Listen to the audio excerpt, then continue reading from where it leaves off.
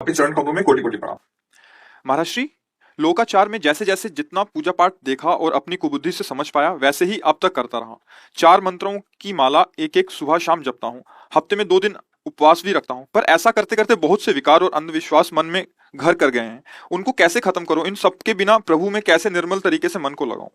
किसका नाम जप करूं? अपना बालक समझकर महाराज जी कृपया मार्गदर्शन करें। देखो, सच्ची बात तो ये है कि जब ये जिज्ञासा जागृत हो तब पहले किसी सदगुरु का वरण कर लेते, हर प्रश्न का उत्तर हो जाएगा है।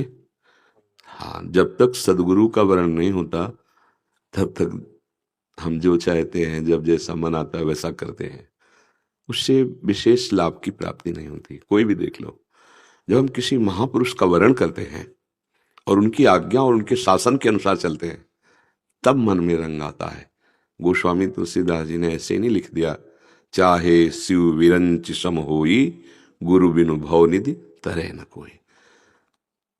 जब तक बच्ची का ब्याह नहीं होता सैकड़ों फोटो देखती है, और जिस दिन ब्याह हो गया फिर वो अगर 10 फोटो भी देखे तो उसकी गंदी आदत मानी जाएगी।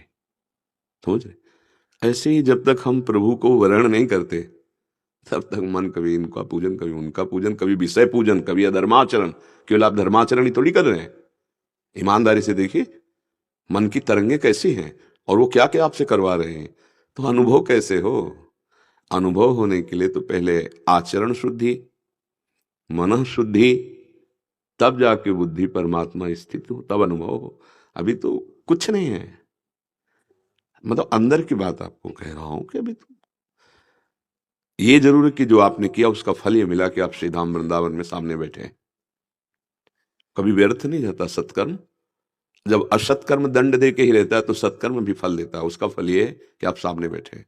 अब हमारी प्रार्थना है कि ठीक से भजन मार्ग को स्वीकार करें तो गृहस्थ धर्म में भी परम शांति और भगवत प्राप्ति हो जाती है। मनमानी आचरणों से कभी लक्ष्य की पूर्ति नहीं होती, क्योंकि माया की भूल भुलैया और उसी में एक तिजोरी रखी है जिसे भगवत प्राप्ति कहते हैं। जहां कीमती सामान राजा लोग रखते थे ना, वहां सैकड़ों मार्ग बनाए देते थे। उस सैकड़ों मार्गों में एक जानकार आदमी ही ठीक ठिकाने पर जहां माल रखा है वहां पहुंच पाएगा, नहीं घूमता रहेगा वहां पहुंच नहीं पाएगा। ऐसे ही सैकड़ों शास्त्रों की रचना, सैकड़ों सिद्धांतों की रचना, और उसी में परब्रह्म परमात्मा तत्व का बोध और प्रेम रख दिया गया। अब बिना सदगुरु के, बिना गाइड के इस भूल भुलैया से निकलकर तत्व में स्थित हो जाना है, भगवदानंद को प्राप्त करना किसी के बस की बात नहीं। थोड़ा आरती कर लेना, पूजा कर लेना, भोग समर्पित, दान पुण्य कर लेना, 1 2 4 मंत्र इधर माला। तो अच्छा, मंत्र तब प्रभाव डालता है जब गुरु के श्रीमुख से निकले। अब हम मंत्रों के ग्रंथ हैं उठा लो तो क्या आप सिद्ध हो जाओगे? क्या आप तत्वबोधदर्शी हो जाओगे? नहीं, भगवान ने कहा है जब जिज्ञासा जागृत हो तो प्रणिपातेन प्रश्नया, जाओ किसी महापुरुष के सामने साष्टांग दंडवत हो और उनके सामने अपनी जिज्ञासा रखो, फिर वो जो साधना बताए उसके अनुसार चलो। तो हमें ये लगता है कि अभी तक जो किया उसका फल है साधु समागम। अब साधु समागम का फल है सतमार्ग का अनुसरण करना। तो वो तभी कर सकते हो जैसे हम सत्संग कर रहे हैं तो आप सुने, आचरण में उतारें या ना उतारें। लेकिन जब हम ये वर्ण कर लेते हैं कि हमारे सदगुरुदेव हो, तब अब वहां सुन के विचार करने की गुंजाइश नहीं रहती, केवल आज्ञा पालन की। अब हमें जो मंत्र मिला है, जो गुरुदेव ने नाम दिया है, जो उपासना दी, उसके अनुसार हम चलेंगे। तो पहले गुरुदेव का वर्ण करने के लिए असत आचरणों का त्याग करें। आपका खान पान सात्विक हो, आप कोई गंदा पेय न पीते हो, आपके आचरण अपवित्र न हो, उनको हो तो पहले सुधारो।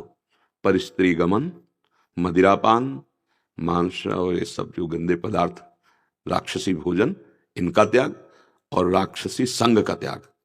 ऐसे आचरण करने वाले लोग, इनके संग का त्याग। फिर गुरुदेव की शरणागति स्वीकार करके फिर उनके अनुसार चलो, रंग आ जाएगा। ऐसे मनमानी नहीं आएगा। जैसे कई लोग प्रश्न करते हैं कि हम पंचाक्षरी मंत्र जपते हैं और उच्चारण भी कर देते हैं, बोला गुरु से मिला है क्या? बोले नहीं। तो ऐसे नहीं, ऐसे रंग नहीं आएगा। वही वाक्य जब गुरुदेव बोल देते हैं और उसको हम महामहिम गुप्त भाव से जपते हैं गुरुदेव की पद्धति के अनुसार, फिर वो रंग लाता है। नहीं तो सब सिद्ध ना हो जाए, कहाँ कुछ हाथ अध्यात्म का। इसीलिए हम घर जैसी बात करते हैं कि ईमानदारी से देखो, परमात्मा आनंद का क्या है? सिर्फ विषयानंद देह भाव से भोगों में विचरना, भोगों का संग्रह, रुपया पैसा संसार, यही हमारा चिंतन है।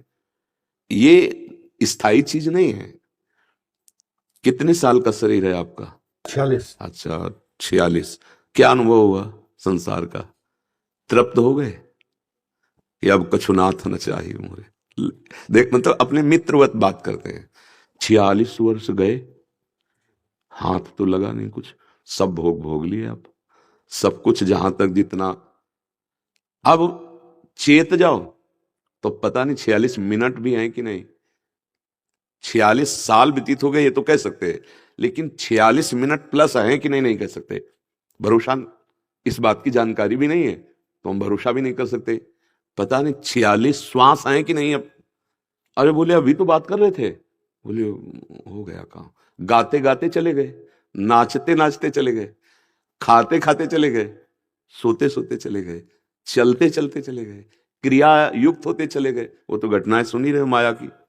इसलिए अब सावधान हो जाओ, अपने जीवन को किसी महापुरुष के अनुशासन से चलाओ।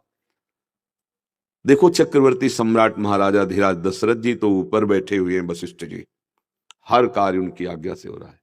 देवराजेंद्र तो ऊपर बृहस्पति भगवान बैठे हैं, दैत्यराज तो भगवान शुक्राचार्य जी बैठे हैं, ज्ञानियों के परम गुरु जनक जी तो सदानंद जी ऊपर बैठे। जिसके जीवन में महापुरुष संत का अनुशासन है वही अध्यात्म चेतसा हो सकता है, वही अध्यात्म वस्तु का आनंद, वही सत्कर्मी हो सकता है। किसी भी व्यक्ति का अगर कहीं भी समाज में थोड़ा भी जीवन आपको प्रकाशित मिले तो उसके जीवन में संत है, ये जान लेना। मत कीरति गति भूति भलाई, जब जे जतन जहां जे पाई, सो जानो सत्संग प्रभाव, लोकं वेद न आनो पाओ। जरूर किसी संत महात्मा का सानिध्य, तभी उसके जीवन में प्रकाश और परिवर्तन। हमें लगता है अब जीवन की धारा को किसी एक महापुरुष की आज्ञा में, क्योंकि एक डॉक्टर के पास जाए उसी रोग की औषधि वो कुछ और देगा, ठीक उसी समय दूसरे डॉक्टर के पास जाए तो वो औषधि कुछ और देगा, ठीक तीसरे डॉक्टर के पास जाए तो वो कुछ और औषधि बदल के देगा।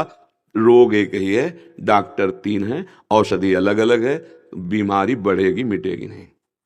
एक किसी मर्मज्ञ डॉक्टर को अपने जीवन के भार को समर्पित करके उसके अनुसार औषधि ली जाए तो रोग जल्दी ठीक हो जाए। ऐसे मेडिकल स्टोर है शास्त्र, सदगुरु है डॉक्टर, और हम हैं मरीज। अब हम सदगुरु रूपी वैद्य के दिए हुए वचन रूपी औषधि का पालन करें और उस औषधि से हम निश्चित मुक्त हो जाएंगे। मंत्र मूलम गुरु वाक्यम तो मोक्ष मूलम गुरु कृपा। सिद्धांत से चलोगे तो रसानुभूति, भगवदानंद की अनुभूति होने लगेगी। जब हम नाम जप करते हैं तब हमें गुरुदेव की प्राप्ति होती है, और जब गुरुदेव जो नाम देते हैं उससे भगवत प्राप्ति होती है। ये सिद्धांत है। बिना इसके हमने देखा है दान पुण्य कर लेना, ये सब कर लेना हो सकता है, लेकिन अध्यात्म में नहीं चल सकता है। अध्यात्म में नहीं, अध्यात्म में तो किसी अध्यात्म वेत्ता महापुरुष का आश्रय लेने पर ही चला जा सकता है। ठीक है, आप क्या जानना चाहते हो?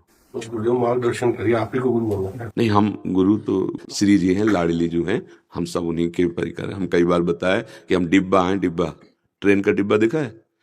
इंजन में पावर होता है, डिब्बे में पावर नहीं होता, पर वो जुड़ा पावर से होता है, तो इंजन से भी ज्यादा लोगों को घसीट के ले जाता है।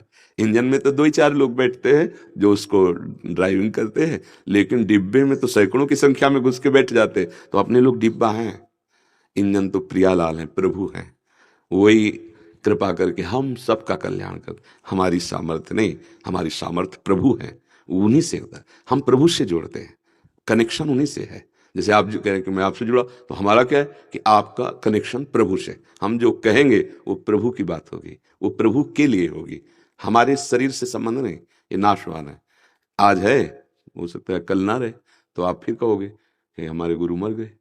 नहीं, अविनाशी से तुम्हें जोड़े, अविनाशी का कि तुम्हें हर समय अनुभव हो कि मैं कहीं भी रहूं मेरे गुरुदेव मेरे साथ हैं, वो प्रभु है। जैसे इसके अंदर जो बात आ रही वो प्रभु दे रहे हैं। ये ढांचा पांच भौतिक, ये कभी किसी का गुरु नहीं हो सकता। ढांचा कभी गुरु नहीं होता। ढांचे के जो अंदर है वो मरने वाला है नहीं, वो अविनाशी है। और वो अखंड मंडलाकारम व्याप्तमेन चराचरम तत्पदम दर्शनमेन तस्मै श्री गुरुवे नमः। अब एक नाम जप करो, सब छोड़ो। एक नाम जप करो जो तुम्हें प्रिय हो, राम कृष्ण हरि राधा, जो नाम प्रिय हो, एक नाम जप करो। महाराज यही सबसे बड़ी दुविधा है, जी, नाम समझ में नहीं आता है। तो इसीलिए दुविधा मिटाने के लिए तो भगवान सुविधा में भेजा है। या तो अपनी छोड़ दो, हमारी मान लो। तो क्या क्या करें? हम तो आशिक हैं राधा राधा राधा राधा, नरक स्वर्ग गया पवर गया आस नहीं त्रास है, जागृत स्वप्न सुसुप्ति स्फुरत में राधा पदाब्ज छटा, वैकुंठे नरकेथवा मम गतिर नान्यास्तु राधाम बिना। जो हरि स्वयं राधा राधा रखते हैं वो हमारा जीवन और रट के देख ले। इतना समय हो गया अब रट के देख लेना। अगर सुधारसम आनंद का अनुभव ना हो तो कोई पैसा तो खर्चा नहीं होगा, फ्री में है और अमूल्य है, परम धन राधा नाम। अब मान लो डॉक्टर हरी नीली पीली टेबलेट देता है तो उसमें पसंद नहीं देखी जाती, पा लिया जाता है। अगर हमारी बात मानो तो राधा राधा ऐसा देखो, राधा राधा नाम लिखो बार बार, नाम रटो बार बार, राधा राधा राधा राधा राधा राधा, और श्रीमद् भागवत का 10 मिनट पाठ कर लो, 10 मिनट हिंदी से पढ़ लो और भाव समझने लगो। क्या है, क्या कह रही श्रीमद् भगवत गीता जी, क्या कह रही श्रीमद् भागवत जी। 10-10 मिनट एक एक श्लोक का अर्थ पढ़ लो, उसका चिंतन करो। उठते बैठते चलते फिरते अपवित्र पवित्र किसी भी अवस्था में राधा राधा राधा काउंटर चला है, काउंटर से जोड़ जोड़ के आज इतने हजार, आज इतने, अभी आनंद का अनुभव होने लगे। जेब में पड़ा है खाली, उससे जप लो। काम में हो बीच बीच में स्मरण करते रहो राधा राधा राधा राधा, और सत्संग सुनते रहो। जब इसका रंग चढ़ेगा तब व्याकुलता पैदा हो जाएगी मंत्र की। अब मुझे मंत्र चाहिए, अब मुझे भगवत मार्ग प्रकाशित चाहिए, आगे का रास्ता मिल जाएगा। शुरुआत करो, शुरुआत करो यहाँ से। जी।